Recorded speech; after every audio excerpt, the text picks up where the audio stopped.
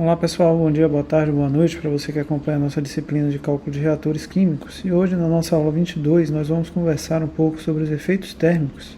nos reatores continuamente agitados. Então vamos lá. Esse primeiro caso que a gente vai falar, que é o caso do reator CSTR, a gente vai considerar o reator continuamente agitado que está apresentado aqui nessa figura abaixo. Nessa figura a gente consegue ver, que a gente tem uma entrada de alimentação do nosso reator a temperatura zero, temperatura inicial, e após passar pelo reator a gente tem uma modificação de temperatura, e a temperatura aqui é equivalente a essa temperatura T, que representa a nossa temperatura de saída. Aqui a gente tem uma consideração muito importante que ainda continua válida, que é a consideração de mistura perfeita dentro do nosso reator CSTR. O que é que isso significa dizer? A gente tem uma mudança de temperatura em relação à temperatura de alimentação, mas tanto a mistura reacional em toda a sua condição de uniformidade dentro do reator, como a temperatura aqui T de saída são iguais, ou seja, a condição de operação dentro do reator continua sendo uma operação ainda isotérmica, muito embora ela seja diferente, a gente tenha uma diferença de temperatura em relação à temperatura inicial de alimentação. Nesse outro ponto aqui apresentado, temos a alimentação da camisa, da condição de temperatura de camisa inicial aqui, e aqui a retirada dessa camisa, com uma temperatura TC que pode ser igual a TC0 ou diferente, dependendo das especificações e das características impostas a esse reator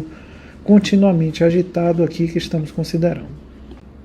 Então, considerando aí essa mistura perfeita, e a implicação que essa consideração traz para o nosso sistema, a gente observa que a gente vai ter a temperatura uniforme para a nossa operação, a corrente de saída vai estar exatamente a essa mesma temperatura uniforme,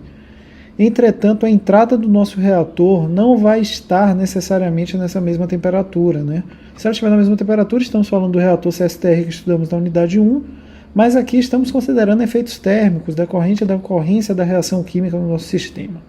Então, caso esse seja o caso, que é o caso que estamos considerando aqui nesse ponto, vai ser necessário determinar o calor que é liberado ou absorvido pela reação e precisamos, por conta disso, realizar o balanço de energia para o nosso reator CSTR.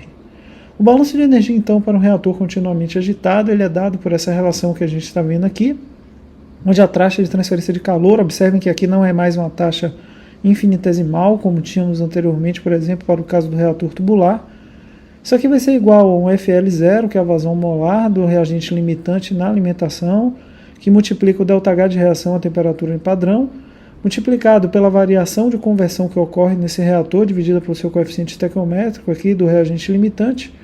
mais um somatório nas vazões molares dos componentes na condição de saída, que multiplica a integral, que vai da temperatura inicial à temperatura final de Cp de I dt. Lembrando, esse subscrito F que vocês estão vendo aqui representa a condição de saída do nosso reator continuamente agitado. Assim como tínhamos no caso anterior, para esse caso também teremos a operação adiabática, onde o termo de calor vai ser igual a zero. Então, para esse caso, onde o termo de calor é igual a zero, teremos a expressão escrita nessa forma,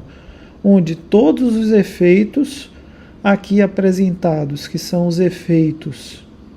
correlacionados aí com a parte de energia da reação química, a parte entálpica da energia de reação, eles têm como efeito a variação de temperatura do nosso sistema, de forma exatamente igual ao que a gente observou para o reator tubular e para o reator batelado. A principal diferença aqui é que agora a gente está tratando de uma equação algébrica e não mais de uma equação diferencial. A equação que a gente viu no slide anterior representa esse processo para um sistema não isotérmico, e para o sistema isotérmico a gente não tem a necessidade de representar essa equação porque ela é muito direta e muito correlacionada com aquilo que a gente estudou aqui na nossa unidade 1 para os reatores continuamente agitados. Então era isso, pessoal, que a gente tinha aí para o reator continuamente agitado, operando uma reação aí não isotérmica ou adiabática, conforme vimos as equações aqui na aula. Em caso de dúvida, vocês sabem, me contratam aqui as formas de contato. Junto com essa aula, eu estou liberando uma atividade correlacionando o uso dessas equações com o reator CSTR adiabático, para que vocês vejam a manipulação das equações e como resolvemos. E a gente se encontra, então, em uma próxima aula da nossa disciplina. Até lá!